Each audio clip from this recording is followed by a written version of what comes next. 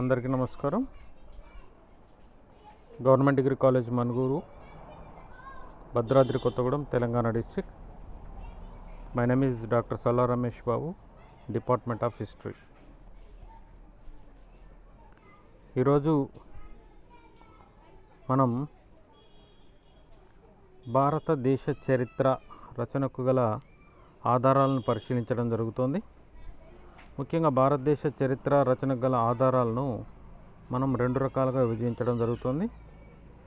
ఒకటి వాజ్మయ ఆధారాలు, రెండు పురావస్తు ఆధారాలు అని. వాజ్మయ ఆధారాలు అనేటువంటి వాటిని మనం లిఖిత పూర్వక ఆధారాలుగా కూడా తెలియజేసేటువంటి ఒక ప్రయత్నం చేస్తూ ఉన్నాం. ఇక్కడ లిఖిత రూపంలో ఉండేటువంటి ఒక వాజ్మయ ఆధారాలు అనేటువంటివి భారతదేశ చరిత్ర నిర్మాణంలో కీలకమైనటువంటి ఒక పాత్ర వహించడం అనేటువంటిది మనకు తెలుస్తుంది. ముఖ్యంగా ప్రాచీన కాలం నుంచి కూడా భారతదేశంలో అనేక రకాలైనటువంటి ఆధ్యాత్మిక నేపథ్యం ఉన్నటువంటి ఒక రచనలు కానీ, తర్వాత శాస్త్ర సాంకేతిక రంగాలకు సంబంధించినటువంటి ఒక అంశాలు కానీ, మనకి వివిధ అంశాలన్నీ కూడా గ్రంథస్థం చేయబడి ఉండడం అనేటువంటిది మనకు తెలుస్తోంది. ఇక్కడ వాజ్మయ ఆధారాల్లో కీలకంగా మనం చెప్పేటప్పుడు చరకుడు రచించిన ఒక చరక సంహిత అనేటువంటి ఒక గ్రంథం ఏదైతే ఉందో, వైద్య శాస్త్రంలో నేటి ఆధునిక పోకడలకు అనుకూలమైనటువంటి ఒక, అంటే ఏదైతే నేటి ఆధునికమైనటువంటి ఒక విధానంలో అనుసరించేటువంటి ఒక వైద్య విధానం ఏదైతే ఉందో, ఆ వైద్య విధానం అనేటువంటి దాన్ని మనం ఏ రకంగా అనుసరించగలం అనేటువంటి ఒక అంశాన్ని చరక సంహిత అనేటువంటిది తెలియజేస్తోంది.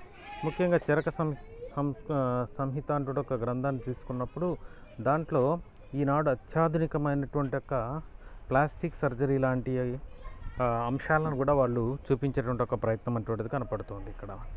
అంతేకాకుండా భూగోళ శాస్త్రానికి సంబంధించినటువంటి ఒక అంశాలు కానీ, ఖగోళ శాస్త్రానికి సంబంధించిన ఒక అంశాల్లో కానీ, అనేక రకాలైనటువంటి ఒక అంశాల్లో భారతదేశంలో ఒక అద్భుతమైనటువంటి ఒక రచన అనేటువంటిది మనకి కనిపిస్తున్నటువంటి ఒక అంశం. మరి అంత అద్భుతమైనటువంటి ఒక రచనలు భారతదేశంలో కొనసాగినవి అన్నీ కూడా మనకి భారతదేశంలో ఉన్నటువంటి ఒక శాస్త్ర సాంకేతిక రంగాలు కానీ, ఆధ్యాత్మిక పరమైన ఒక అంశాలు కూడా మనకు విపరీతమైనటువంటి ఒక ఆధారాలుగా లభించటమే కాకుండా, ఇవన్నీ కూడా భారతదేశం యొక్క ఔన్నత్యాన్ని పెంపొందించే విధంగా ఉన్నాయి. ఖగోళ శాస్త్రంలో ప్రపంచానికి ఏ రకమైన ఒక పరిజ్ఞానం తెలియనప్పటికీ కూడా భారతీయ ఖగోళ శాస్త్రజ్ఞులు అటువంటి వాళ్ళు అనేక రకాల ఒక అంశాలను కనుగొనటమే కాకుండా, అంటే భూమి అనేటువంటి దాని చుట్టూ మనకి ఇక్కడ భూమి సూర్యుని చుట్టూ తిరుగుతుంది అటువంటి ఒక అంశం కానీ, భూమికి ఆకర్షణ శక్తి ఉంటుంది అటువంటి ఒక అంశం కానీ, ఈ రకమైన ఒక అనేక రకాల ఒక సిద్ధాంతాలన్నింటినీ కూడా ప్రాచీన కాలంలోనే భారతదేశంలో నిరూపించి గ్రంథస్థం చేసి వాటన్నిటిని మనకి అందుబాటులో ఉండే విధంగా తీసుకురావడం అటువంటిది జరిగింది అన్నట్టు. ఇది చాలా అద్భుతమైన ఒక పరిజ్ఞానం. భారతీయ ప్రాచీన కాలంలో ఉన్నటువంటి ఒక ఋషులు కానీ, మహర్షులు కానీ అనేక రకాల ఒక అంశాలని ఈ యొక్క లిఖితపూర్వకమైన ఒక ఆధారాల్లో మనకి తెలియజేయడం అటువంటి జరిగింది అన్నట్టు. ఇటువంటి ఆధారాలన్నింటినీ కూడా మనం చూసుకున్నప్పుడు ఇవన్నీ కూడా మనకు వాజ్మయ ఆధారాల కింద లిఖితపూర్వకంగా ఉన్నటువంటి ఈ ఆధారాలన్నీ కూడా భారతీయ సంస్కృతి సాంప్రదాయాలతో పాటు భారతదేశం యొక్క ప్రాచీనతను, భారతదేశం యొక్క ఔన్నత్యాన్ని ప్రపంచ దేశాలకు తెలియజేయడం అటువంటిది ఇక్కడ మనకు కనపడుతున్నటువంటి ఒక కీలకమైనటువంటి ఒక అంశం అన్నట్టు. అందుకనే వాజ్మయ ఆధారాలు అనేటువంటి భారతదేశ చరిత్ర రచనకు సంబంధించిన ఒక అంశాల్లో చాలా కీలకమైనటువంటి ఒక ఆధారాలుగా మనం చెప్పేటువంటి ఒక ప్రయత్నం అటువంటి దాన్ని చేస్తాము. ఇక్కడ వాజ్మయ ఆధారాలు అనేటువంటి వాటిని కూడా మనం రెండు రకాలుగా డివైడ్ చేసుకునే ప్రయత్నం చేస్తున్నాం. ఇక్కడ ఏ రకంగా అంటే భారతదేశంలో ఉన్నటువంటి ఒక భారతీయులు రచించిన ఒక రచనలు, తర్వాత భారతదేశానికి సందర్శనకి కానీ, రాజుల వెంట కానీ వచ్చినటువంటి ఒక విదేశీ చరిత్రకారులు కానీ, ఇతర విదేశీ సందర్శకులు కానీ రచించినటువంటి ఒక గ్రంథాలనేమో విదేశీ రచనలు అనేటువంటి ఒక అంశంలో కూడా మనం చూసేటువంటి ఒక ప్రయత్నం చేస్తూ ఉన్నాం. దేశీ రచనలు ఇందాక మనం చర్చించుకున్నట్టు భారతీయ వాంగ్మయంలో శాస్త్ర సాంకేతిక రంగాలకు కానీ, మిగిలినటువంటి ఒక అనేక రకాల ఒక అంశాలన్నీ కూడా భారతదేశంలో నివసించేటువంటి ఒక భారతీయులు రచించినటువంటి ఒక రచనలు దేశీయ రచనలుగా చెప్తున్నాం. కానీ భారతదేశంలో విదేశీయులు కూడా భారతదేశానికి వచ్చి అనేక రకాల ఒక రచనలు చేశారు అటువంటి ఒక అంశం కూడా మనకు కనిపిస్తుంది. మెగస్థనీస్ అనేటువంటి ఒక వ్యక్తి అలెగ్జాండర్తో పాటు భారతదేశానికి రావటం, ఆయన ఇండికా అనేటువంటి ఒక గ్రంథాన్ని రచించటం, అది భారతదేశంలో మనకి ప్రాచీన కాలంలో ఉన్నటువంటి యొక్క మౌర్య సామ్రాజ్యానికి సంబంధించినటువంటి యొక్క అనేక రకాలైనటువంటి యొక్క అంశాలని నిర్దిష్టంగా ఆ కాలంలో ఉన్నటువంటి యొక్క సాంఘిక, ఆర్థిక, రాజకీయ పరిస్థితులతో పాటు మత సాంస్కృతిక పరిస్థితులను కూడా మనకి ఈ మెగస్తనీస్ రచించినటువంటి ఒక ఇండికా గ్రంథం అటువంటిది మనకి వివరించేటువంటి ఒక ప్రయత్నం అటువంటిది చేస్తూ ఉంది. అంటే విదేశీ రచనలు అయినప్పటికీ కూడా, విదేశీ చరిత్రకారులు అయినప్పటికీ కూడా వీళ్ళు భారతదేశంలో ఉన్నటువంటి అనేక రకాల అంశాలను ఏం చేస్తున్నారంటే నిర్దిష్టంగా వివరించడం అటువంటి జరిగింది. కాబట్టి మనం ఖచ్చితంగా ఈ రకంగా జరిగినటువంటి ఒక రచనలు మనం భారతదేశ చరిత్ర నిర్మాణంలో ఉపయోగించుకునేటువంటి ఒక ప్రయత్నం చేస్తాం. అందుకనే మనం ఏం చెప్తున్నామంటే విదేశీ రచనలు కూడా భారతీయ చరిత్ర నిర్మాణంలో కీలక పాత్ర వహిస్తున్నాయి అటువంటి ఒక అంశం చెప్తాం.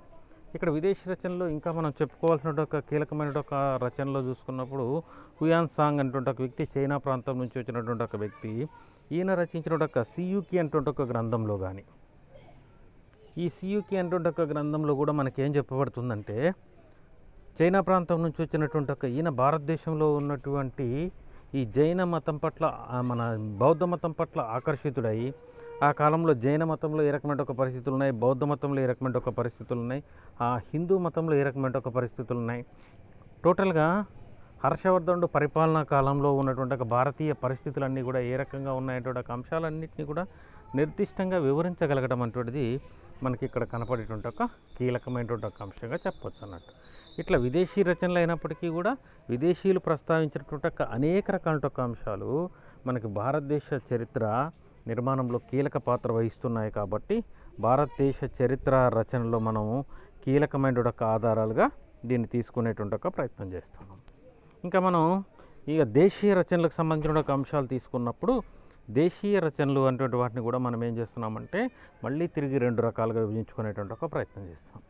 ఏంటి ఇక్కడ దేశీయ రచనలు అనేటువంటిది అంటే భారతదేశంలో నివసించేటువంటి ఒక భారతీయులందరూ రచించబడిన ఒక గ్రంథంగా మనం దేశీయ రచనల గురించి చెప్పుకున్నప్పుడు మళ్ళీ దేశీయ రచనలు రెండు రకాలుగా ఎందుకు విభజించవలసిన ఒక పరిస్థితి ఏర్పడుతుంది అంటే ఒక అంశం చూసుకున్నప్పుడు ఇక్కడ దేశీయ రచనలు అంటే వాటిని రెండు రకాలుగా అంశాలుగా చెప్తున్నాం. ఏ రకంగా అంటే ఒకటి మతపరమైన ఒక రచనలు, రెండవది లౌకిక రచనలు అటువంటివి. ఎందుకని అంటే భారతదేశంలో ప్రాచీన కాలం నుంచి కూడా చూసుకున్నట్లయితే భారతదేశంలో ప్రాచీన కాలం నుంచి కూడా హైందవ ధర్మం అటువంటిది అత్యున్నతమైన ఒక ధర్మంగా కొనసాగుతుంది.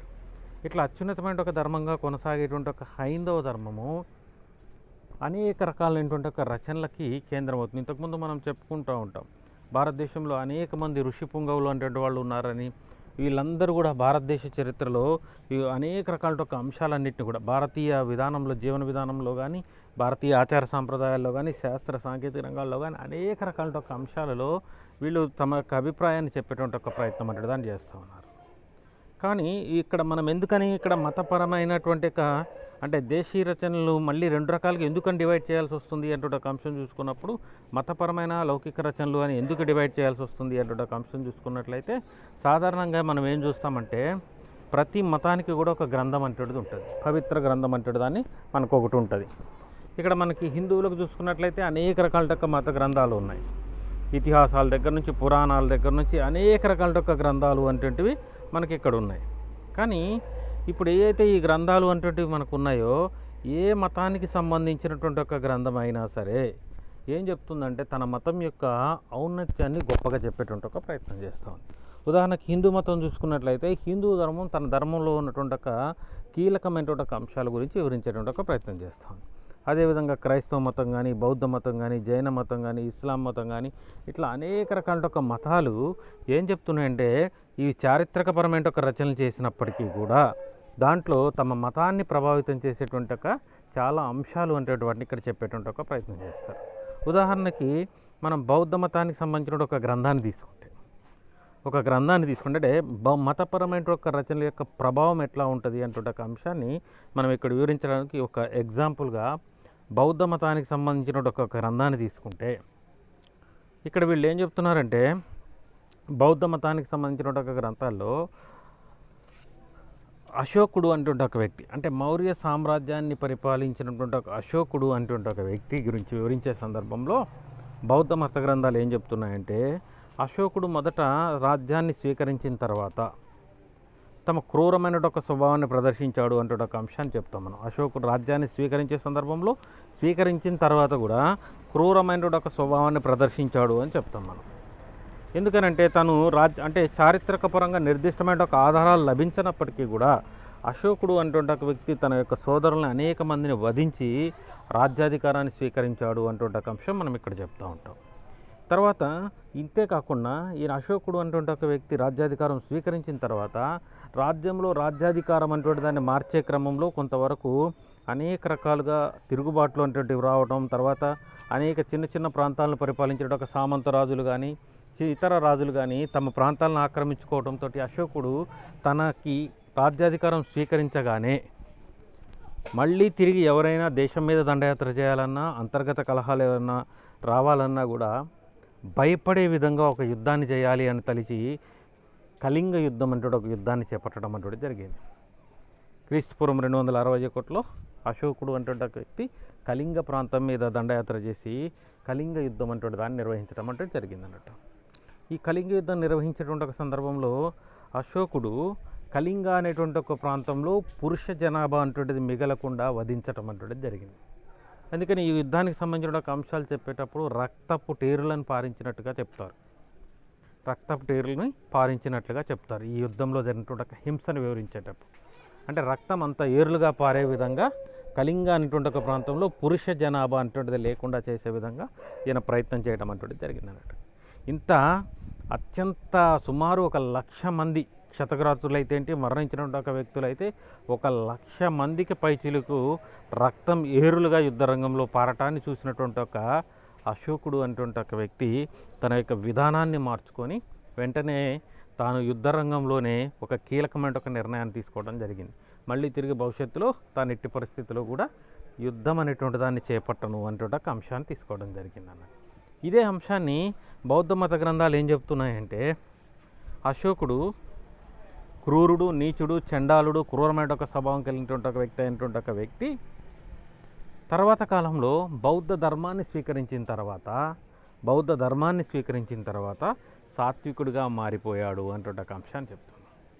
కళింగ యుద్ధం ద్వారా తన యొక్క హింసను చూసి అహింసాయుతమైన ఒక సిద్ధాంతాన్ని ప్రదర్శించగలిగేటువంటి ఒక ఏదైతే విధానం అక్కడ ఉందో ఆ విధానాన్ని ఆకర్షితుడైనటువంటి ఒక అశోకుడికి సంబంధించిన ఒక అంశాలు చెప్పేటప్పుడు ఇక్కడ నిర్దిష్టంగా ఏం చెప్పబడుతుందంటే అశోకుడి యొక్క క్రూర స్వభావం అంటే దాన్ని ఇక్కడ వీళ్ళు వ్యతిరేకించేటువంటి ఒక ప్రయత్నం అంటే దాన్ని ఇక్కడ చేశారు. కాబట్టి వీళ్ళు ఏం చెప్తున్నారంటే ఆ క్రూరమైన ఒక స్వభావం కలిగినటువంటి ఒక అశోకుడు మారడానికి గల కారణం బౌద్ధ ధర్మమే అంటుంటే ఒక అంశాన్ని చెప్తున్నారు.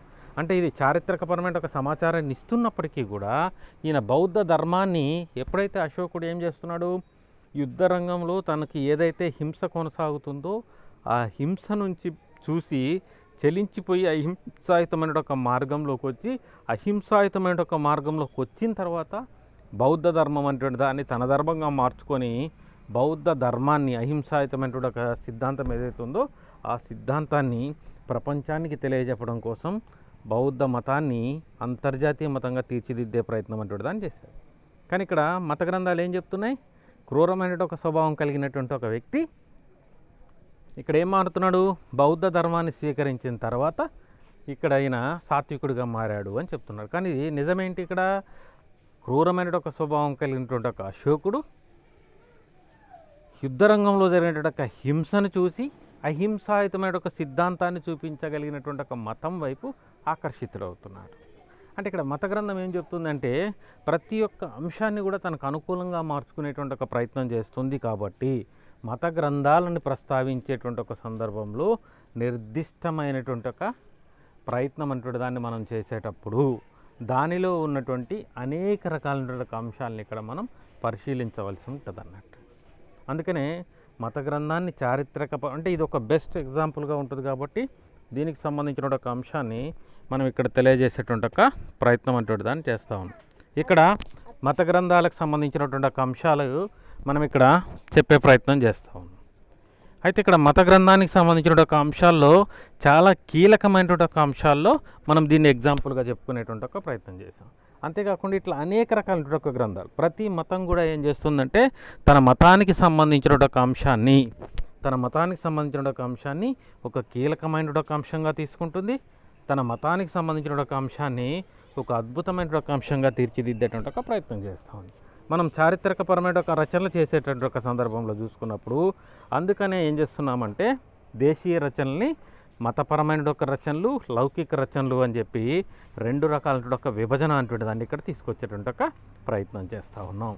అందుకనే చారిత్రకపరమైన ఒక అంశాన్ని మనం క్రోడీకరించేటప్పుడు, చారిత్రక రచన చేసేటప్పుడు ఖచ్చితంగా మతపరమైన ఒక రచనలు, లౌకిక రచనలు అటువంటి ఒక విభజన అటువంటి దాన్ని ఇక్కడ మనం తీసుకొచ్చేటువంటి ఒక ప్రయత్నం చేస్తున్నాం. ఏ మతమైనా హిందూ మతానికి సంబంధించిన ఒక అంశాలు కూడా హిందూ మతానికి సంబంధించిన ఒక అంశాన్ని ఇక్కడ ఎక్కువగా ప్రస్తావించే ప్రయత్నం చేస్తాయి. ఉదాహరణకి హిందూ మతానికి సంబంధించిన ఒక అంశం చెప్పేటప్పుడు హిందూ మత గ్రంథాలు ఏం చెప్తున్నాయంటే భారతదేశానికి ప్రాచీనమైన ఒక చరిత్ర ఉంది, ప్రాచీనమైన ఒక ధర్మం ఉంది, ప్రాచీనమైన ఒక ఆచార సాంప్రదాయాలు ఉన్నాయి అనేటువంటి ఒక అనేక రకాల అంశాలని మనకి ఇక్కడ తెలియజేసేటువంటి ఒక ప్రయత్నం చేయడం జరిగింది. ఇక్కడ హిందూ మతానికి అంటే కొన్ని నిజాలని, చారిత్రకపరమైన ఒక అంశాల్లో కొన్ని రకాల ఒక నిజాలని చెప్పినప్పటికీ కూడా మనం కొన్ని గ్రంథాలని మనం నమ్మేటువంటి ఒక ప్రయత్నం చేయం. ఉదాహరణకి హిందూ మత గ్రంథాలు కొన్ని గ్రంథాల్లో మనం చూసుకున్నప్పుడు ఇప్పుడు థార్ ఎడారి ప్రాంతం ఏదైతే ఉందో, థార్ ఎడారి ప్రాంతంలో దాని అడుగు భాగాన అంటే ఏదైతే థార్ ఎడారి ప్రాంతం విస్తరించినటువంటి ఒక ప్రాంతం ఏదైతే ఉందో ఆ ప్రాంతంలో పవిత్రమైన ఒక సరస్వతీ నది ప్రవహించింది అని హైందవ ధర్మానికి సంబంధించిన ఒక గ్రంథాలు చెప్పేవి. ఇక్కడ ఇది ఒక బెస్ట్ ఎగ్జాంపుల్గా మనం చెప్పుకోవచ్చు. అంటే ప్రతి అంశాన్ని మత గ్రంథం చెప్పింది కాబట్టి దీన్ని మనం ఆధారంగా తీసుకోకూడదు అనేటువంటి ఒక అంశాన్ని ఇక్కడ మనం ఒప్పుకోకూడదు. కొన్ని అంశాలు నిజాలు అయినప్పటికీ కూడా వాటిని నిర్దిష్టంగా మనం తెలుసుకొని దాని యొక్క అంచనాల్ని మనం అంచనా వేసుకోవడానికి ప్రయత్నం చేయాలి. ఇక్కడ మనం ఇందాక ప్రస్తావించుకున్నప్పుడు హిందూ మత గ్రంథం ఏం చెప్తుంది అనేటువంటి ఒక అంశం చెప్పుకునేటప్పుడు తార్ ఎడారి కింద ఒక సజీవమైన ఒక నది ఉంది అనేటువంటి ఒక అంశాన్ని, అంటే ఈ ప్రాంతంలో సజీవమైన ఒక సరస్వతీ నది ప్రవహిస్తుందని, ఈ ప్రాంతమే అత్యంత పవిత్రమైన ఒక ప్రాంతంగా హైందవ ధర్మానికి కీలకమైన ఒక అంశంగా ఇక్కడ చెప్పడం జరిగింది. మరి సాధారణ పరిశీలకుడు ఎవరు చేసినా కూడా తారు ఎడారి ప్రాంతం అంటేనే నీటి లభ్యత లభించినటువంటి ఒక ప్రాంతం.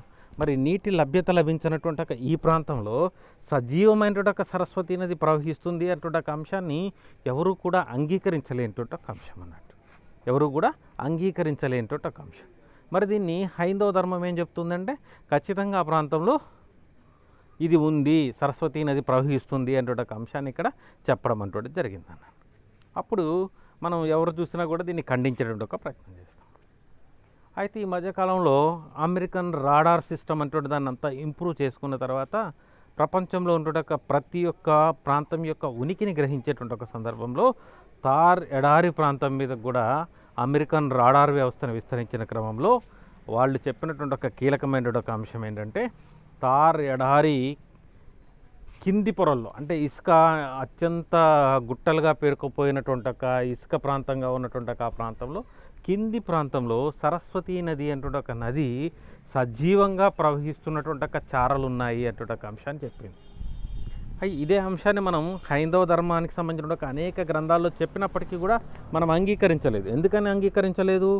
ఏ మత గ్రంథమైనా తన యొక్క ప్రాధాన్యతని, తన యొక్క గొప్పతనాన్ని తెలియజేసుకునేటువంటి ఒక ప్రయత్నం చేస్తుంటుంది. కాబట్టి ఈ ప్రయత్నాన్ని మనం ఇక్కడ ఏం చేస్తున్నామంటే అంగీకరించలేదు. కానీ ఏదైతే కొంత సైంటిఫికల్గా మనకి ఇక్కడ ఎప్పుడైతే నిరూపితం అవుతుందో ఆటోమేటిక్గా దాన్ని అంగీకరించవలసినటువంటి ఒక పరిస్థితి అంటూ ఉంది. ఇంకా బెస్ట్ ఎగ్జాంపుల్స్ చాలా ఉన్నాయి. ఉదాహరణకు మనం రామసేతు నిర్మాణానికి సంబంధించిన ఒక అంశం ఉంది. అంటే శ్రీలంక ప్రాంతం నుంచి మనకి భారతదేశానికి మధ్యలో రామసేతు యొక్క నిర్మాణం కొనసాగింది అటువంటి ఒక అంశాన్ని కూడా హైందవ ధర్మం అంటే రామాయణంలో చెప్పబడుతోంది. మనకి రావణుడు అటువంటి ఒక వ్యక్తి సీతను తీసుకెళ్ళి లంకలో పెడితే రాముడు లక్ష్మణుడు ఆంజనేయులు తర్వాత కొంతమంది సమూహం యొక్క సహాయంతో ఈ ప్రాంతం నుంచి శ్రీలంక వరకు కూడా రహదారి యొక్క వంతెన నిర్మాణం చేస్తే ఆ వంతెన మీదుగా వెళ్ళి సీతమ్మ వారిని రక్షించడం జరిగింది అటువంటి ఒక అంశం మనం ఇతిహాస గ్రంథాలు అటువంటి ఒక రామాయణంలో చెప్పడం అటువంటి జరిగింది అన్నట్టు. దీన్ని కూడా మనం ఏంటంటే చాలా వరకు అంగీకరించేటువంటి ఒక ప్రయత్నం అంటే దాన్ని చెయ్యం. కానీ ఇది నిజమెంత కాదా, మనకి నిర్దిష్టమైన ఒక ఆధారాలు లభిస్తున్నాయా లేదా అనేటువంటి ఒక అంశం కంటే కూడా ఇది హిందూ మత గ్రంథాల్లో అయినటువంటి ఒక రామాయణం అటువంటి చెప్పబడింది కాబట్టి రామాయణంలో చెప్పబడేటువంటి ఒక దీన్ని మనం ఖండించేటువంటి ఒక ప్రయత్నం చేస్తాం. కానీ ఇక్కడ మనం గమనించాల్సిన ఒక అంశం ఏంటంటే ఈ మధ్య కాలంలో కూడా మనకి శ్రీలంక నుండి అంటే మనకి ముంబై ప్రాంతం నుంచి ఇటువైపు మధ్యాసియా ప్రాంతం నుంచి వర్తక వ్యాపారాలు కొనసాగేటువంటి ఒక సందర్భంలో భారతీయ నౌకలు అనేటువంటివి చెన్నై, కల్కటా, రేవు పట్టణాల ప్రాంతానికి చేరుకోవాలి అనేటువంటి ఒక సందర్భంలో మనకి శ్రీలంకకి భారతదేశానికి మధ్యలో హిందూ మహాసముద్రంలో ఈ మధ్య ప్రాంతంలో ఉన్నటువంటి ఒక హిందూ మహాసముద్రంలో ఆ ప్రాంతం నుంచి నౌకలు ప్రవేశించడానికి ఆటంకం అంటేది ఏర్పడుతుందని, దానికి గల కారణం ఏంటంటే కింద భాగంలో ఏదో నిర్మాణం అంటేది కొనసాగింది అటువంటి ఒక అంశం చెప్తున్నాము. దాన్ని మనం తర్వాత కాలంలో దాన్ని పరిశీలించినట్లయితే అది ఒక నిర్మాణ రూపంలోకి మనకి ఇక్కడ ఏదైనా ఒక బ్రిడ్జి రూపంలోకి రాళ్లతో కట్టబడ్డటువంటి ఒక నిర్మాణంగా మనం గుర్తిస్తున్నాం. అత్యంత లోతైనటువంటి ఒక సముద్ర ప్రాంతంలో భారతీయ ప్రాచీన గ్రంథమైనటువంటి ఒక రామాయణంలో చెప్పినటువంటి ఒక విధంగా అక్కడ రామసేతు యొక్క నిర్మాణం అనేటువంటిది మనకు కనిపిస్తుంది. ఇది చారిత్రకంగా మనం చెప్పినప్పుడు, దాన్ని మత గ్రంథంగా చెప్పినప్పుడు దాన్ని మనం అంగీకరించలేకపోయినప్పటికీ కూడా అది నిజమా కాదా అనేటువంటి ఒక అంశం పక్కన పెడితే ఈ ప్రాంతంలో జరిగినటువంటి ఒక నిర్మాణం ఏదైతే ఉందో ఈ నిర్మాణం ఏం చెప్తుంది అంటే మనకి కొంతవరకు ఈ ప్రాంతంలో చెప్పబడేటువంటి ఒక దాంట్లో కొంత నిజం అంటేది కనిపిస్తుంది అంటే ఒక అంశం చెప్పచ్చు. అంటే ఇక్కడ మనం నిర్దిష్టంగా తెలుసుకునేటువంటి ఒక క్రమంలో కొన్ని మత గ్రంథాలు అంటే వాటిని ఉపయోగించుకునే క్రమంలో కొన్ని ఇబ్బందులు కూడా ఎదురవుతున్నాయి దీనివల్ల. కానీ మత గ్రంథాలన్నింటినీ కూడా మనం ఆధార గ్రంథాలుగా తీసుకునేటువంటి ఒక ప్రయత్నం చేయం. అందుకనే చరిత్రను అధ్యయనం చేసేటప్పుడు కానీ, చరిత్రని మనం లిఖించేటువంటి ఒక సందర్భంలో కానీ ఖచ్చితంగా గ్రహించాలి అనేటువంటి ఒక ఉద్దేశంతో దేశీయ రచనలు అంటే వాటిని మతపరమైన ఒక రచనలు, లౌకిక రచనలు అని రెండు రకాలుగా డివైడ్ చేసుకునేటువంటి ఒక ప్రయత్నం చేశాం. ఇది మతపరమైన ఒక రచనలకు సంబంధించిన ఒక అంశం. ఇక మిగిలింది లౌకికపరమైన ఒక రచనలు. అంటే లౌకికపరమైన ఒక రచనలు అంటే మతానికి సంబంధించినటువంటి ఒక రచనలు. దీంట్లో మనం మామూలుగా చెప్పేటువంటి ఒక అంశాల్లో జీవిత చరిత్రలు అంటే కీలకమైనటువంటి ఒక అంశం. అంటే మతపరమైన ఒక గ్రంథాన్ని తీసుకునేటప్పుడు దాంట్లో కొంత అటు ఇటుగా మనం పరిశీలించడానికి అనుమానాస్పదంగా ఉంది కాబట్టి లౌకిక రచనలు కాబట్టి వీటిని నిర్దిష్టంగా వాటిని చెప్పిందే చరిత్రగా మనం చెప్పలేని పరిస్థితి కనిపిస్తోంది. ఎందుకని మరి చెప్పిందే చెప్పలేము అంటే ఒక అంశం చెప్పుకునేటప్పుడు మొదట ఎగ్జాంపుల్గా జీవిత చరిత్రలకు సంబంధించిన ఒక అంశాన్ని ప్రస్తావించుకుంటూ మాట్లాడదాం. ఏంటి జీవిత చరిత్రలకు సంబంధించిన ఒక అంశము అంటే ఈ జీవిత చరిత్రలు అంటే వాటిని మనం రెండు రకాలుగా డివైడ్ చేసుకునే ప్రయత్నం చేస్తాం. బయోగ్రఫీ, ఆటోబయోగ్రఫీ అంటాం. బయోగ్రఫీ అంటే జీవిత చరిత్ర అంటాం, ఆటోబయోగ్రఫీ అంటేనేమో స్వీయ చరిత్ర అంటాం. అంటే బయోగ్రఫీ అంటే ఒక వ్యక్తి గురించి కానీ, ఒక రాజు గురించి కానీ ఎవరైనా రచించేదాన్ని బయోగ్రఫీ అంటాం. ఆటోబయోగ్రఫీ అంటే ఈ యొక్క ఎవరికి సంబంధించిన ఒక అంశాన్ని వాళ్ళే చెప్పడం, దాన్ని మనం ఆటోబయోగ్రఫీగా చెప్పేటువంటి ఒక ప్రయత్నం చేస్తాం. ఈ బయోగ్రఫీ, ఆటోబయోగ్రఫీ అంటే జీవిత చరిత్ర, స్వీయ చరిత్ర అంటే దాంట్లో కొన్ని అంశాలు నిర్దిష్టంగా మనం తెలుసుకోవడానికి మనకి అవకాశం కలిగిస్తూ ఉంది. ఉదాహరణకి గాంధీజీ అహింసాయుతమైన ఒక సిద్ధాంతాన్ని మై ఎక్స్పెరిమెంట్ విత్ ట్రూత్ అనే గ్రంథంలో చెప్పాడు. ఏంటి ఎలా చెప్పగలుగుతున్నాడంటే తన ఎక్స్పెరిమెంట్స్ ఎట్లా ఉన్నాయి, సత్యంతో తన పోరాటం ఎలా కొనసాగింది అనే ఒక అంశాన్ని ఆయన వివరించడం జరిగింది. ఆయన అనేక సందర్భాల్లో మానసికంగా పడినటువంటి ఒక స్ట్రగుల్స్, అంటే అంతర్గతంగా తను ఏమనుకుంటున్నాడు, తను ఏం చేయాలనుకుంటున్నాడు, అహింసాయుతమైన ఒక విధానంలో ఎట్లా చేయాలనుకుంటున్నాడు, ఏ సందర్భంలో తను అనేక రకాల ఆటంకాలను ఎదుర్కొంటున్నాడు అంటే ఒక అంశాలన్నింటినీ కూడా మై ఎక్స్పెరిమెంట్ విత్ ట్రూత్లో ఆయన స్వయంగా వివరించడం జరిగింది. అదే ఆయన చరిత్రను ఇంకెవరన్నా రచించినప్పటికీ కూడా ఈ నిర్దిష్టంగా అంతర్గతంగా ఏదైతే అనుకుంటున్నాడో అనుకునేటువంటి ఒక సమాచారాన్ని నిర్దిష్టంగా చెప్పడానికి అవకాశం అంటేది ఉండదు. ఇప్పుడు మనం ఇక్కడ ఆటోబయోగ్రఫీలో మనకు కీలకంగా కనపడేటువంటి ఒక అంశం, తాను ఏదైతే తన యొక్క అంశాలు చెప్పాలనుకుంటున్నాడో ఆ అంశాలని తానే స్వయంగా చెప్తున్నాడు కాబట్టి మనకి నిర్దిష్టమైన ఒక చరిత్ర అంటే ఇక్కడ లభిస్తుంటుంది. ఇక్కడ మళ్ళీ ఒక ప్రమాదం కూడా ఉంది. ఏ వ్యక్తి కూడా తనలో ఉన్నటువంటి ఒక క్రూర స్వభావాన్ని ప్రదర్శించి సమాజం చేత చీకొట్టించుకునే ప్రయత్నం అంటే దాన్ని చెయ్యడు. ఇక్కడ జీవిత చరిత్ర అనేటువంటిది మనం ఎక్యురస్గా తెలుస్తుంది అనుకున్నాం. ఇంకా జీవిత చరిత్రలో కూడా స్వీయ చరిత్ర అనేటువంటిది నిర్దిష్టంగా తెలియజేస్తుంది అనుకున్నాం. కానీ మరి నిర్దిష్టంగా స్వీయ చరిత్ర చెప్పినప్పటికీ కూడా స్వీయ చరిత్ర అనేటువంటి దాంట్లో కూడా ఏ వ్యక్తి కూడా తనలో ఉన్నటువంటి ఒక లోపాన్ని బయటకు చెప్పేటువంటి ఒక ప్రయత్నం చెయ్యడు.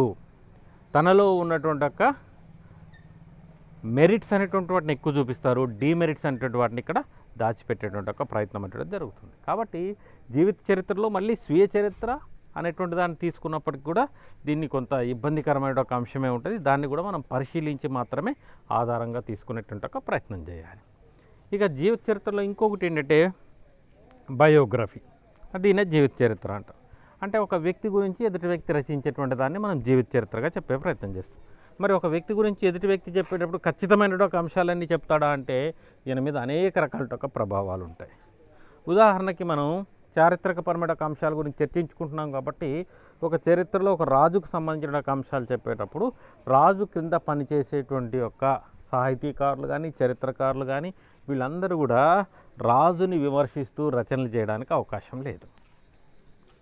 ఎందుకంటే రాజులు కఠినంగా శిక్షించేటువంటి ఒక ప్రయత్నం చేస్తారనే భయం కానీ రాజు పట్ల ఉంటే ఒక ప్రేమ కానీ భక్తి కానీ నిర్దిష్టంగా తెలియజేయడానికి అవకాశం అటువంటిది ఇక్కడ లభించదు. ఖచ్చితంగా రాజు గురించి ఆయనలో ఉంటున్న ఒక లోపాన్ని ఖచ్చితంగా వివరించగలిగేటువంటి ఒక శక్తి అనేటువంటి దాన్ని ఇక్కడ వీళ్ళు ప్రదర్శించలేరు అనేటువంటి ఒక అంశం మనకు అర్థమవుతుంది. కాబట్టి వీళ్ళు చెప్పేటువంటి ఒక చరిత్రలో కూడా ఎక్యురెన్సీ అనేటువంటి దాన్ని ఇక్కడ చాలా తక్కువగా ఉంటుంది. ఎందుకంటే రాజు యొక్క ప్రభావం అనేటువంటిది ఇక్కడ వీళ్ళ మీద ఉంటుంది కాబట్టి వాళ్ళు కూడా స్పష్టమైన ఒక చరిత్రని చెప్పలేరు. రాజాస్థానంలో ఉంటున్న ఒక వ్యక్తులు ఇంకా కొంతమంది ఏం చేస్తారు, రాజులు అనేటువంటి వాళ్ళు ఏం చేస్తారంటే నిర్దిష్టంగా చరిత్రకారులను నియమించుకొని వాళ్ళ చేత తన యొక్క చరిత్రని భవిష్యత్ తరాలకు అందింపజేయాలి అనుకుంటారు. దీనివల్ల మరి రాజుకు సంబంధించిన ఒక చరిత్రని చెప్పేటప్పుడు వాళ్ళు ఏ రకమైనటువంటి ఒక విమర్శలకి తర్వాత రాజులో ఉండే ఒక లోపాలు చెప్పడానికి కూడా అవకాశం ఉండదు. కాబట్టి ఇది కూడా నిర్దిష్టంగా మనం చారిత్రకపరమైన ఒక ఆధారాలుగా తీసుకున్నప్పటికీ కూడా వీటిని మనం ఎట్టి పరిస్థితుల్లో కూడా అంగీకరించలేనటువంటి ఒక చరిత్రగా మనం చెప్పొచ్చు అన్నట్టు. ఇది కూడా మనకు చరిత్రలో చాలా కీలకమైన ఒక అంశంగా కూడా మనం చెప్పుకోవచ్చు అన్నట్టు. మరి దీన్ని ఏ రకంగా తీసుకోవాలి అంటే ఒక అంశం చూసుకున్నప్పుడు మనం కొన్ని అంశాలను ఇక్కడ పరిశీలించవలసిన ఒక అంశం ఉందన్నట్టు. ఇక్కడ మరి జీవిత చరిత్ర అనేటువంటి దాన్ని కూడా మనం నిర్దిష్టంగా తీసుకునేటువంటి ఒక ప్రయత్నంలో అనేక రకాల ఒక ఆటంకాలు అనేటివి కూడా మనకి ఇక్కడ ఉన్నాయి. కాబట్టి వీటిని కూడా పరిశీలించి ఒక నిర్దిష్టమైన ఒక చరిత్ర అనేటువంటి దాన్ని ఇక్కడ రూపొందించుకోవాల్సిన ఒక అవసరం ఉంది. తర్వాత వైజ్ఞానికపరమైన ఒక గ్రంథాలు. ఈ వైజ్ఞానికపరమైన ఒక గ్రంథాల్లో మనం ఏం చేస్తున్నామంటే ఏదైనా ఒక నూతనమైన ఒక అంశాలని కనుగొనటం కానీ భౌగోళిక అంశాలు కానీ తర్వాత శాస్త్ర సాంకేతిక రంగాలకు సంబంధించిన ఒక అంశం కానీ వైద్య ప్రాంత గ్రంథాలకు సంబంధించిన ఒక అంశాలన్నింటినీ కూడా ఈ యొక్క రచనలకు ఆధారాలుగా మనం తీసుకునేటువంటి ఒక ప్రయత్నం చేస్తామన్నమాట. ఎవరైతే నూతనమైన అంశాలు కనుగొన్నారో వాటి ప్రస్తావన అనేటువంటిది ఉంటుంది. కాబట్టి ఇక్కడ నిర్దిష్టంగా చరిత్రలో వాటిని మనం లిఖింపజేసేటువంటి ఒక ప్రయత్నం అనేటువంటి దాన్ని చేపట్టడం అనేటువంటిది కనపడుతుంది. తర్వాత ఇంకా మనం మిగిలిన ఇంకొక ఆధారాలకు సంబంధించిన ఒక అంశం చూసుకున్నట్లయితే నాటకాలు, తర్వాత కావ్యాలు. ఇవన్నీ ఏంటంటే సమాజంలో జరిగేటువంటి ఒక అనేక అంశాలను ఇక్కడ రిఫ్లెక్ట్ చేసేటువంటి ఒక ప్రయత్నం చేస్తాం. నాటకాలు కానీ కావ్యాలు అంటే కొన్ని రకాల సాంఘిక దురాచారాలకు సంబంధించిన ఒక అంశం కానీ తర్వాత సామాజిక పరమైన ఒక తారతమ్యాలకు సంబంధించిన ఒక అంశాలు కానీ వీటన్నిటిని కూడా రిఫ్లెక్ట్ చేస్తూ నాటకాలు కావ్యాలు అంటే వాటిని ఇక్కడ రచించేటువంటి ఒక ప్రయత్నం అంటే దాన్ని చేస్తారు. కాబట్టి వీటిని కూడా ఏం చేస్తామంటే లౌకిక పరమైన ఒక రచనలుగా తీసుకొని వీటికి కూడా అంటే ఇక్కడ ఏంటి మతపరమైన ఒక అంశాలకి ఇక్కడ ప్రాధాన్యత ఇవ్వనటువంటి ఒక గ్రంథాలుగా వీటిని తీసుకొని వీటికి సంబంధించిన ఒక అంశాన్ని కూడా మనం ఇక్కడ వివరించేటువంటి ఒక ప్రయత్నం చేస్తాం. మొత్తంగా మనం దేశీయ రచనలు అంటే ఒకదాన్ని మతపరమైన ఒక రచనలు లౌకిక రచనలు అంటే ఒక అంశంలో రెండు రకాలైన ఒక విభజన అనేటువంటి దాన్ని ఇక్కడ మనం తీసుకురావడం అనేటువంటిది జరిగింది అన్నట్టు. ఇవి చాలా కీలకమైన ఒక అంశాలు. మతపరమైన ఒక రచనల్లో వివిధ రకాల మతాలకు సంబంధించిన ఒక గ్రంథాలు అనేటువంటివి ఉంటాయి. లౌకికపరమైన ఒక రచనలో జీవిత చరిత్రలు కానీ వైజ్ఞానిక గ్రంథాలు కానీ నాటకాలు కానీ కావ్యాలు కానీ మొదలుగున్నటువంటి అనేక రకాల అంశాలను ఇక్కడ ప్రస్తావించడం అనేటువంటిది మనకు కనపడుతున్నటువంటి ఒక అంశాలు అన్నట్టు. అయితే వీటిలో కూడా మనం నిర్దిష్టంగా చరిత్రకు సంబంధించిన ఒక అంశాలు తెలుసుకునేటప్పుడు మనకు ఉండేటువంటి తీసుకోవాల్సినటువంటి ఒక కీలకమైన ఒక జాగ్రత్తలు అంటే వాటిని తీసుకోగలిగినట్లయితే వాజ్మయ ఆధారాలు అంటే వాటిని ఏ రకమైన ఒక అంశాలు ఏ రకమైన ఒక విధానాల్లో ఉపయోగించవచ్చు అంటే ఒక అంశాన్ని మనం తెలుసుకోగలిగినట్లయితే నిర్దిష్టంగా చరిత్రకు సంబంధించిన ఒక అంశాలని మనం ఇక్కడ రూపొందించడానికి అవకాశం అంటే ఏర్పడుతుంది అన్నట్టు. ముఖ్యంగా అనేక అంశాలు పరిశీలించే ప్రయత్నం చేస్తాం. ఒక గ్రంథాన్ని ఒక కాలానికి సంబంధించిన ఒక అంశాలు చెప్పేటప్పుడు ఒక కాలానికి సంబంధించిన ఒక సామాజిక పరిస్థితులు కానీ ఆర్థిక పరిస్థితులు కానీ రాజకీయ పరిస్థితులు కానీ మళ్ళీ ఉన్నటువంటి ఒక సాంస్కృతిక పరిస్థితులు కానీ మనం వివరించేటువంటి ఒక సందర్భంలో అనేక రకాల ఒక అంశాలను పరిశీలించేటువంటి ఒక ప్రయత్నం చేస్తాం. ఉదాహరణకు ఆర్థికపరమైన ఒక స్థితిగతుల గురించి మనం మాట్లాడేటప్పుడు ఆ కాలంలో ఉన్నటువంటి ఒక ప్రాథమిక దశ నుంచి ఆ కాలంలో ఏ రకమైన ఒక విధానం ఉండేది, పన్ను విధానం ఎట్లా ఉండేది, తర్వాత ఉత్పత్తులు ఎట్లా ఉండేది, ఆహారపు అలవాట్లు ఎట్లా ఉండేవి, ఆచార సాంప్రదాయం, అన్ని రకాల ఒక అంశాలను కూడా ఆర్థికపరమైన ఒక అంశాలు ఇవన్నీ కూడా ప్రభావితం చేయబడుతుంటాయి. ఇవన్నీ ఇంత ప్రభావితం చేయబడేటువంటి ఈ అంశాలన్నింటినీ మనం పరిశీలించేటప్పుడు ఎట్లయితే నిర్దిష్టమైన ఒక విధానాన్ని మనం చూసుకునేటువంటి ఒక ప్రయత్నం చేస్తూ ఉంటామో, అదేవిధంగా ఇక్కడ కూడా మనం ఏం చేయాలి అంటే నిర్దిష్టమైన ఒక చరిత్ర నిర్మాణానికి సంబంధించిన ఒక అంశాలు పరిశీలించేటప్పుడు అనేక రకాల ఒక జాగ్రత్తలు అంటే వాటిని తీసుకోవాల్సిన ఒక అంశం అంటే ఉంటుంది. ఉదాహరణకి రాజకీయపరమైన ఒక అంశాలు తీసుకునేటప్పుడు అనేక రకాల ఒక రాజకీయపరమైన ఒక అంశాల్లో కూడా కీలకమైన ఒక అంశాలు పరిశీలించేటప్పుడు కూడా మనం అనేక రకాల ఒక జాగ్రత్తలు తీసుకొని చరిత్రను నిర్మించేటువంటి ఒక ప్రయత్నం అంటే దాన్ని ఇక్కడ కొనసాగిస్తామన్నట్టు. ఈ అంశాలన్నింటినీ కూడా మనం చరిత్ర నిర్మాణంలో పరిశీలించవలసినటువంటి ఒక అంశం ఉంది.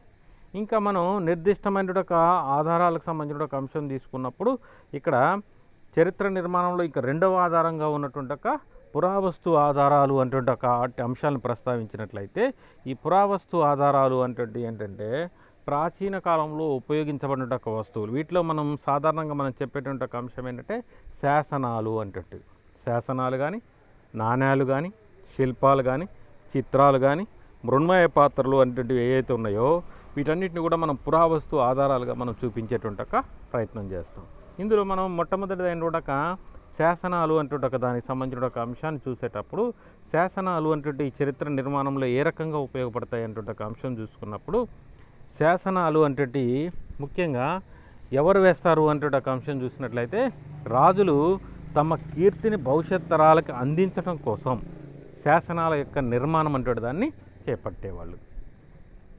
ఉదాహరణకి ఒక దేవాలయ నిర్మాణానికి సంబంధించిన ఒక అంశాలు ప్రస్తావించాలన్నా, ఆ దేవాలయ నిర్మాణానికి సంబంధించినంత వరకు కూడా ఏ రకమైనటువంటి భూభాగం ఎంత ఇచ్చారు, వాళ్ళ యొక్క నిర్మాణాన్ని, దేవాలయ యొక్క నిర్మాణానికి ఏ రకమైన ఒక చర్యలు చేపట్టారు, వాటికి సంబంధించిన ఒక నిర్దిష్టమైన ఒక అనేక రకాల ఒక అంశాలన్నింటినీ కూడా వాళ్ళు శాసనంలో చెప్పేటువంటి ఒక ప్రయత్నం చేస్తారు. ఎందుకంటే గతంలో రాజులు ఏం చేసేవాళ్ళు అంటే ఒక ఆలయాన్ని నిర్మాణం చేసేటప్పుడు వాటికి ఖచ్చితంగా మాన్యాలు అంటే వాటిని ఇచ్చారు. సుమారుగా ఉదాహరణకి ఒక 1000 గ్రామాలు లేదంటే 100 గ్రామాలు ఆ ప్రాంతాల్లో ఉండేటువంటి ఒక దేవాలయం యొక్క స్థితిగతులను బట్టి ఉండేది అన్నట్టు. ఎందుకంటే దేవాలయాల్లో ధూపం, ద్వీపం, నైవేద్యం అనేటువంటి వాటి మూడిటికి ఏ రకమైనటువంటి ఒక ఆటంకం అనేటువంటిది రాకుండా ఉండడం కోసం అని చెప్పేసి వీళ్ళు ఏం చేసేవాళ్ళంటే భూముల్ని దానం ఇచ్చేవాళ్ళు అన్నట్టు. అందుకనే శాసనాలు అంటే ఏం చెప్తున్నాయి అంటే ముఖ్యంగా ఈ శాసనాలలో ఈ దానానికి సంబంధించిన ఒక అంశాలు చాలా కీలకమైనటువంటి ఒక అంశాలు. తర్వాత ప్రజలకు అవసరమైనటువంటి ఒక అనేక రకాల ఒక నిర్ణయాలు తీసుకునేటువంటి ఒక సందర్భంలో కూడా ప్రజలందరికీ సమాచారాన్ని మనం పంపిణీ చేయడం సాధ్యం కాదు. కాబట్టి వీళ్ళు ఏం చేస్తున్నారంటే నిర్దిష్టంగా ఇక్కడ ఈ సమాచారం అనేటువంటి దాన్ని పంపించేటువంటి ఒక సందర్భంలో శాసనాల రూపంలో కూడా వీటిని వేసేటువంటి ఒక ప్రయత్నం చేస్తున్నారు. సాంఘిక పరిస్థితులకు సంబంధించిన ఒక అంశాలు కానీ, తర్వాత జీవన విధానానికి సంబంధించిన ఒక అంశాలు కానీ, లేదంటే కరువు కాటకాల సందర్భంలో ప్రజలను ఆదుకునేటువంటి ఒక సందర్భంలో కానీ, ఇట్లా అనేక సందర్భాల్లో రాజులు ప్రజలతో మాట్లాడడం కానీ, భవిష్యత్ తరాలకి తమ కీర్తి ప్రతిష్టలు తెలియజేయడం కోసం కానీ శాసనాలు అంటే వాటి ఉపయోగపడుతున్నాయి. శాసనాలని చరిత్ర నిర్మాణంలో ప్రాథమికమైన ఒక ఆధారాలుగా తీసుకునే ప్రయత్నం చేస్తున్నాం మనం. శాసనాలు అంటే చరిత్ర నిర్మాణంలో ప్రాథమికమైన ఒక ఆధారాలుగా మనం తీసుకునేటువంటి ఒక ప్రయత్నం చేస్తూ ఉన్నాం. ఎందుకంటే ప్రాథమికమైన ఒక ఆధారంగా ఈ శాసనం అంటే ఉపయోగపడుతుంది. కాబట్టి శాసనాలు అంటే చరిత్ర నిర్మాణంలో చాలా కీలకమైనటువంటి ఒక అంశాలు. ఇవి దేని కింద వస్తున్నాయంటే పురావస్తు ఆధారాల కింద ఈ శాసనాలు అంటే వస్తున్నాయి. ఇక తర్వాత నాణ్యాలు అంటే నాణ్యం అనేటువంటి దేశం యొక్క ఆర్థికపరమైన ఒక స్థితిగతిని తెలియజేయడంతో పాటు ఆ దేశంలో ఉపయోగించేటువంటి ఒక భాష కానీ, ఆ రాజ్యం యొక్క అధికార ముద్ర కానీ, ఆ రాజ్యం యొక్క ఆర్థిక స్థితిగతులను కానీ తెలియజేస్తూ ఉంది. ఇక్కడ ఎక్కువగా చలామణిలో బంగారు నాణ్యాలు ఉంటే దేశం ఆర్థికంగా ఉన్నతంగా స్థితిలో ఉందని, తర్వాత ఉపయోగించినటువంటి ఒక భాష, తర్వాత దాన్ని ముద్రించబడే ఒక సమయం, ఇవన్నీ కూడా దీంట్లో చాలా కీలకంగా దాని మీద ముద్రించబడటం వల్ల మనకేమవుతుందంటే వీటికి సంబంధించిన ఒక నిర్దిష్టమైనటువంటి ఒక చరిత్ర అంటున్నది మనకు కనపడుతుంది. ఏ కాలంలో నాణ్యం వేయబడుతుంది, నాణ్యం మీద ఏం చెప్పబడుతుంది, ఏ రకమైన ఒక భాష ఉపయోగపడుతుంది, ఏ చూపించబడుతుంది, ఏ రకమైన ఒక అధికార చిహ్నం ఉంటుంది, తర్వాత రాజులు ఇచ్చేటువంటి ఒక ప్రాధాన్యతలను కూడా, ఉదాహరణకి సముద్రగుప్తుడు అనేటువంటి ఒక వ్యక్తి తన యొక్క నాణేల మీద ఒక వాయిద్య పరికరం అంటే వీణను వాయిస్తున్న ఒక చిత్రాన్ని పెట్టుకున్నాడు. అంటే తనకి సంగీతం సాహిత్యం పట్ల ఉన్నటువంటి ఒక ఆసక్తిని దాని మీద చూపించేటువంటి ఒక ప్రయత్నం చేస్తూ ఉన్నాడు. అదే కాకుండా ఇంకా ఏ రకమైన ఒక ప్రయత్నం చేస్తూ ఉన్నారు అంటే సముద్రగుప్తుని యొక్క నాణ్యాల మీదనే నౌకా బొమ్మని ముద్రించే ప్రయత్నం చేస్తున్నాడు. అంటే ఆ కాలంలో సముద్రగుప్తుని కాలంలోనే అత్యధిక శాతం ఈ యొక్క అంతర్జాతీయ వ్యాపారానికి అంతర్జాతీయ వ్యవహారాలకి ఎక్కువ ప్రాధాన్యత అంటూ దాన్ని ఇవ్వటం ద్వారా నౌకా మార్గాల ద్వారా మనకి ఇక్కడ వ్యాపారం అంటేది కొనసాగింది అంటున్న ఒక అంశాన్ని ఇక్కడ నాణ్యాలను బట్టి తెలుస్తున్నాం. ఇది నందువల్ల చరిత్ర నిర్మాణంలో కేవలం అధికార ముద్ర, ఆర్థిక స్థితిగతులు, నాణ్యం మీద పెట్టినటువంటి ఒక భాష, వాళ్ళు ఇచ్చినటువంటి ఒక ప్రాధాన్యతలు, ఇవన్నీ అంశాలు కూడా మనకి ప్రత్యక్షమైనటువంటి ఒక ఆధారాలుగా మనకి ఇక్కడ ఇవి లభిస్తున్నాయి. వీటిని కూడా మనం నాణ్యాలను కూడా పురావస్తు ఆధారాల్లో కీలకమైనటువంటి ఒక ఆధారాలుగా మనం వివరించేటువంటి ఒక ప్రయత్నం అంటూ దాన్ని చేస్తాం. శాసనాలు, తర్వాత నాణ్యాలు, తర్వాత కట్టడాలు.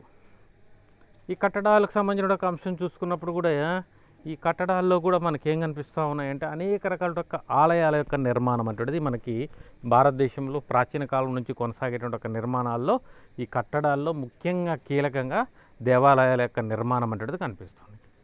దేవాలయాల యొక్క నిర్మాణంలో కూడా మనం అనేక అంశాలను పరిశీలించవచ్చు. ఇక్కడ ఆలయాల యొక్క నిర్మాణంలో చూసుకున్నప్పుడు కేవలం వాస్తు శాస్త్రానికి సంబంధించిన ఒక అంశాలే కాకుండా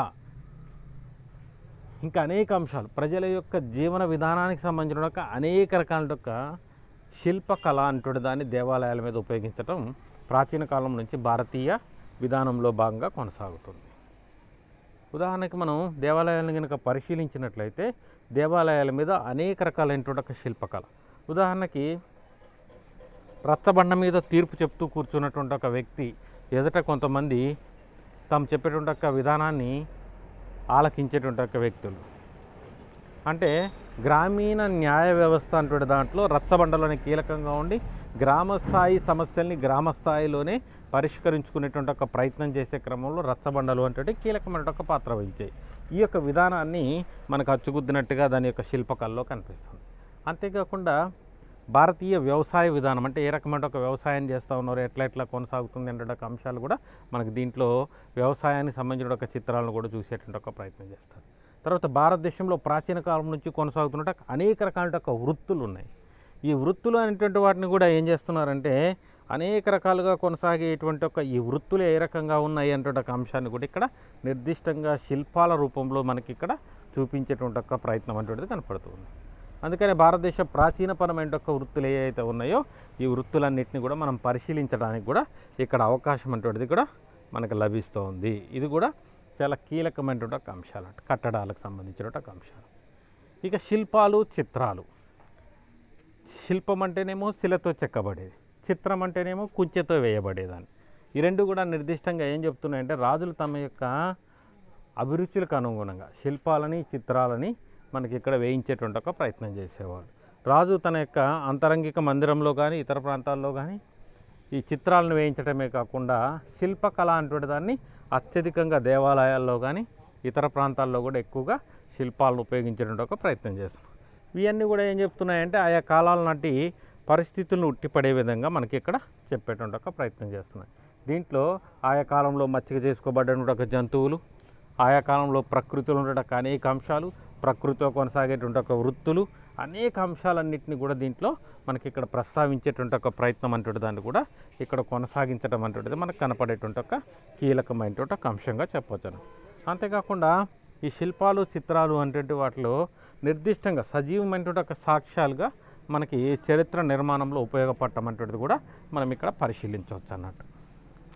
ఇంకా మనం చూసుకున్నట్లయితే ఇక పురావస్తు ఆధారాల్లో మిగిలినటువంటి ఒక కీలకమైన ఒక అంశం మృణ్మయ పాత్రలు. ఈ మృణ్మయ పాత్రలో కూడా మనం ఏంటంటే ప్రాచీన కాలంలో ఉపయోగించబడ్డటువంటి ఒక మనకి ఇక్కడ ప్రోటరీ అనేటువంటి ఒక దాన్ని అంటే కుండల తయారీ విధానం, తర్వాత తయారు చేయబడినటువంటి అనేక రకాల ఒక పాత్రలు, వీటన్నిటి మీద ఏం చేసేవాళ్ళు అంటే ఆయా కాలాల పరిస్థితులు అనేటువంటి వాటన్నిటిని కూడా ఉట్టిపడే విధంగా వీళ్ళు అనేక రకాలైనటువంటి ఒక చిత్రాలు అనేటువంటి వాటిని, బొమ్మలు అనేటువంటి వాటిని దీని మీద వేయడం అనేటువంటిది జరిగింది. దీనివల్ల కూడా ఏం కనపడుతుండేదంటే ఆ కాలం నాటి అనేక రకాల ఒక పరిస్థితుల్ని మనం నిర్దిష్టంగా తెలియజేసుకోవడానికి అనుకూలమైనటువంటి ఒక విధానం అంటే దాన్ని ఇక్కడ వీళ్ళు వేసేటువంటి ఒక దీనివల్ల కూడా మనకు అర్థమవుతుంది. దీన్ని బట్టి మనకేం తెలుస్తుంది అంటే పురావస్తు ఆధారాలు అంటే వాటిని నిర్దిష్టంగా ఇక్కడ పొందడానికి అవకాశం అనేటువంటిది కనపడుతుంది. అయితే మనం చరిత్ర నిర్మాణంలో తీసుకోవాల్సినటువంటి ఒక కీలకమైనటువంటి ఒక అంశాలు ఏంటంటే 2 అంశాలని అంటే భారతదేశ చరిత్ర రచనకు ఉన్నటువంటి ఒక ఆధారాలుగా ఉన్నటువంటి ఒక 2 అంశాలు, ఒకటి వాజ్మేయ ఆధారాలు, 2 పురావస్తు ఆధారాలు, రెండిటిని కూడా క్రోడీకరించి నిర్దిష్టమైన ఒక చరిత్రను నిర్మించుకునే ప్రయత్నం చేయాలి. అంటే కేవలం వాజ్మేయ ఆధారాలను బేస్ చేసుకొని కానీ పురావస్తు ఆధారాలను బేస్ చేసుకొని కానీ నిర్దిష్టమైన ఒక చరిత్రను మనం నిర్మించలేము. మనం నిర్దిష్టమైన ఒక చరిత్రను నిర్మించాలి అంటే ఖచ్చితంగా ఈ 2 రకాలైనటువంటి ఒక అంశాలను కూడా మనం క్రోడీకరించినప్పుడు మాత్రమే సాధ్యమవుతుంది. ఉదాహరణకి చారిత్రకపరమైనటువంటి ఒక వాజ్మేయపరమైన ఒక ఆధారాలుగా లభించేటువంటి ఒక గ్రంథాల్లో చెప్పబడినటువంటి ఒక అంశాన్ని పురావస్తు ఆధారాల రూపంలో ఆధారంగాన్ని మనం సపోర్ట్గా తీసుకొని మనం చెప్పేటువంటి ఒక ప్రయత్నం చేయాలి. ఉదాహరణకి ఒక దేవాలయం యొక్క నిర్మాణానికి సంబంధించిన ఒక అంశాలన్నింటినీ కూడా మనకి అనేక రకాలైనటువంటి ఒక అంశాలన్నీ కూడా వాజ్మేయ ఆధారాల్లో చెప్పబడితే పురావస్తు ఆధారాల్లో దానికి సంబంధించిన ఒక ఏ రకమైన ఒక ఆధారం లేకపోతే దాన్ని నిర్దిష్టంగా ఖచ్చితమైన ఒక చరిత్ర నిర్మాణానికి మనం ఉపయోగించలేము.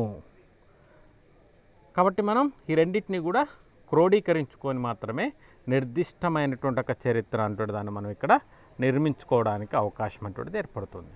కాబట్టి దీన్ని మనం గమనించుకోవాల్సినటువంటి ఒక అవసరం అటువంటిది ఒకటి ఉందన్నమాట. అయితే మొత్తం మీద భారతదేశ చరిత్ర నిర్మాణానికి సంబంధించిన ఒక అంశాలు చూసుకున్నప్పుడు భారతదేశ చరిత్ర నిర్మాణంలో చాలా కీలకమైనటువంటి ఒక ఆధారాలకు సంబంధించిన ఒక అంశాన్ని మనం కనుక పరిశీలించినట్లయితే ఈ ఆధారాల్లో మొదట మనం 2 రకాల ఆధారాలు ఉన్నాయంటే ఒక అంశాన్ని చెప్పుకునే ప్రయత్నం చేసాం. భారతదేశ చరిత్ర ఆధారాలు 2 రకాలుగా విభజించాం. ఒకటి వాజ్మేయ ఆధారం, రెండవది పురావస్తు ఆధారాలు అంటే ఒక అంశం. మళ్ళీ వాజ్మేయ ఆధారాలను తీసుకుంటే మనం వాజ్మేయ ఆధారాలను మళ్ళీ తిరిగి 2 రకాలుగా విభజించేటువంటి ఒక ప్రయత్నం చేసాము. దేశీయ రచనలు, విదేశీయ రచనలు అంటే ఒక అంశం. మళ్ళీ దేశీయ రచనలు అంటే ఒక దాన్ని మనం తీసుకున్నట్లయితే ఈ దేశీయ రచనలు మళ్ళీ తిరిగి 2 రకాలైనటువంటి ఒక విభజన చేసేటువంటి ఒక ప్రయత్నం చేయడం జరిగింది. మతపరమైన ఒక రచనలు, లౌకిక రచనలు అంటే ఒక విభజన చేయడం జరిగింది. మరి మతపరమైన ఒక రచనలు అంటే ఒక దానిలో చూసుకున్నట్లయితే హిందూ మత గ్రంథాలు, క్రైస్తవ మత గ్రంథాలు, బౌద్ధ మత గ్రంథాలు, జైన మత గ్రంథాలు, ఇస్లాం మత గ్రంథాలు, ఇట్లా పార్సీ మత గ్రంథాలు, ఇట్లా అనేక రకాలైన ఒక మతాలకు సంబంధించిన ఒక పవిత్రమైన ఒక గ్రంథాలు అన్నట్టు. తర్వాత లౌకిక రచనలకు సంబంధించిన ఒక అంశం తీసుకున్నట్లయితే జీవిత చరిత్రలు, దీంట్లో మళ్ళీ బయోగ్రఫీ అండ్ ఆటోబయోగ్రఫీ 2. తర్వాత వైజ్ఞానిక శాస్త్ర గ్రంథాలు, తర్వాత నాటకాలు, కావ్యాలు, ఇవన్నీ కూడా లౌకికపరమైన ఒక రచనలుగా మనం తీసుకునేటువంటి ఒక ప్రయత్నం అంటే దాన్ని కూడా ఇక్కడ చేపట్టడం అంటే జరిగింది అన్నది. తర్వాత ఇంకా దేశీయ రచనలతో పాటు విదేశీ రచనలకు సంబంధించిన ఒక అంశం చెప్పినప్పుడు భారతదేశానికి వచ్చినటువంటి ఒక చైనా వాళ్ళు రచించిన ఒక రచనలు కానీ, అరబ్బులు రచించిన ఒక రచనలు కానీ, తర్వాత పార్సీకులు రచించింది కానీ, ఆంగ్లేయులు రచించిన ఒక రచనలు కానీ, ఇట్లా అనేక కాలంలో భారతదేశంలోకి వచ్చినటువంటి ఒక వివిధ వ్యక్తులు రచించిన ఒక రచనలన్నింటినీ కూడా మనం ఇక్కడ వివరించేటువంటి ఒక ప్రయత్నం అంటే దాన్ని తీసుకురావడం అంటే జరిగింది. అందుకని ఇక్కడ వాజ్మేయ ఆధారాల్లో దేశీయ రచనలు, విదేశీ రచనలు అంటే ఒక 2 కాలములుగా మనం నేర్చుకోవడం అంటే జరిగింది అన్నది. తర్వాత అసలు భారతదేశ చరిత్రను మనం విభజించిన 2వ ఆధారంగా ఉన్నటువంటి ఒక వాజ్మేయ ఆధారం పురావస్తు ఆధారాల్లో 2వ విభాగమైన ఒక పురావస్తు ఆధారాలు అంటే ఒక దాంట్లో మనం శాసనాలకు సంబంధించిన ఒక అంశాన్ని పరిశీలించాం.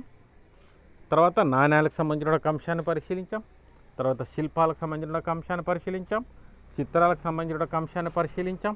తర్వాత మృణ్మయ పాత్రలకు సంబంధించిన ఒక అంశాన్ని కూడా పరిశీలించేటువంటి ఒక ప్రయత్నం చేయడం అంటే జరిగింది అన్నట్టు. మొత్తం మీద మనం వీటన్నిటిని పరిశీలించిన తర్వాత మనం ఈ చారిత్రకపరమైన ఒక రచనలు చేసేటువంటి ఒక సందర్భంలో ఏ రకమైన ఒక అంశాన్ని ఎక్కువగా కీలకంగా తీసుకోవాలి అంటే ఒక అంశం చెప్పేటప్పుడు ఏ ఒక్క ఆధారాన్ని బేస్ చేసుకొని కూడా మనం చరిత్ర నిర్మాణాన్ని ఖచ్చితంగా చేయలేము. మనం ఏ రకంగా చరిత్ర నిర్మించగలము అంటే పురావస్తు ఆధారాలని, వాజ్మేయ ఆధారాలని రెండింటినీ కూడా క్రోడీకరించి ఆ రెండింటినీ కూడా మనం ఏం చేయగలగాలంటే రెండింటినీ కూడా మనం నిర్దిష్టంగా ఏ రకమైన ఒక ఆధారం అంటే దీన్ని కూడా దాంతో కంపేర్ చేసి రెండింటిని కూడా కంపేర్ చేసినప్పుడు మాత్రమే ఖచ్చితమైన ఒక చరిత్ర నిర్మాణం అంటే దాన్ని మనం సాధించడానికి అవకాశం ఉంటుంది అంటుంటే ఒక అంశాన్ని ఇక్కడ మనం పరిశీలించడం అంటుంటిది మనకు కనిపిస్తున్నాడు. అందుకని మన చరిత్ర రచన చేసేటప్పుడు చాలా జాగ్రత్తతో వ్యవహరించాల్సిన అవసరం ఉందన్నాడు. అంటే నిర్దిష్టంగా చరిత్రని రచించే సందర్భంలో ఏ అంశాన్ని మనం తీసుకున్నాం, ఏ అంశానికి ఎక్కువ ప్రాధాన్యత ఇచ్చామంటే ఒక అంశాన్ని ఇక్కడ మనం చూసుకొని రాసుకోగలిగితే చరిత్ర నిర్మాణంలో ఏ రకమైనటువంటి ఇబ్బందులు లేకుండా నిర్దిష్టమైన ఒక చరిత్రని ఇక్కడ రచించుకోవడానికి అవకాశం అంటువంటిది మనకి ఇక్కడ లభిస్తుంది అంటే ఒక అంశాన్ని మనం చెప్పచ్చు అన్నట్టు. ఇది భారతదేశ చరిత్ర రచనకు సంబంధించిన ఒక అంశాలకు సంబంధించిన ఒక అంశాలు అన్నట్టు. కాబట్టి వీటన్నిటిని కూడా ఖచ్చితంగా అధ్యయనం చేసినప్పుడే మనం చరిత్ర గ్రంథాలు రచించడానికి అవకాశం అంటుంటుంది ఉంటుంది. Thank you very much. Government degree college Manuguru, doctor Salla Ramesh Babu. Thank you.